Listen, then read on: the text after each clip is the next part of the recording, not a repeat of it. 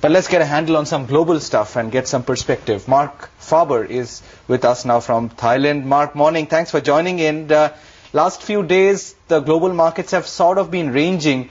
Do you see this consolidation before another leg of the up move, or is it tiring out?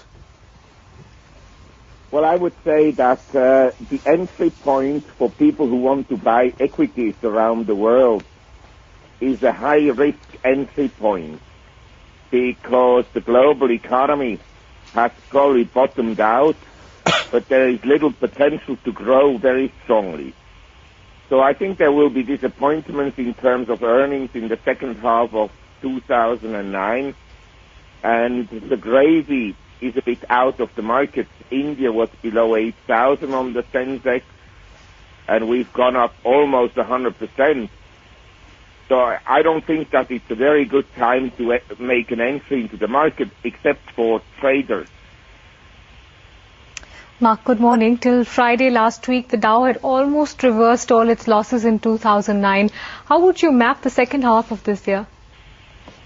Yeah, I think in general, long-term, the dollar will be a weak currency, but we have a lot of volatility, and it can go either way. I mean, no paper currency is very desirable. That's the problem. So if you had positions in Asian equities at this point, Marc, would you be taking profits or would you remain invested? Well, I've taken some money off the table, but in Asia we have lots of stock markets and lots of stocks that have a reasonable valuation. I wouldn't say very cheap, but a reasonable valuation. And if you have a long-term time horizon and you have cash flow whereby you can buy more shares if they should go down, then I would say hold them. But as a trader, I think as of today, I would rather sell than buy.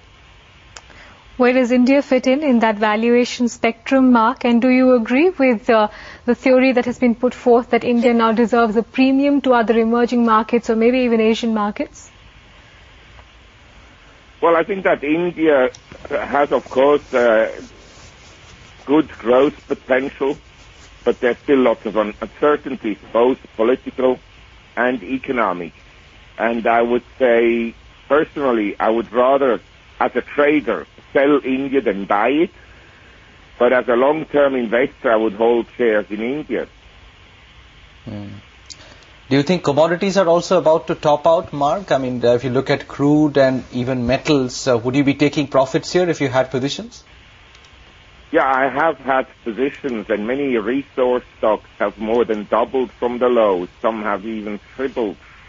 And so, again, I don't think that it's a very attractive entry point to buy these commodities and commodity-related stocks. Oil is up almost 100% from the lows. And the demand for oil is still rising, but not as much as before. There's plenty of supply. So I just don't think it's a very good time to buy. Marc Faber, appreciate you joining in as always. Thanks for your time.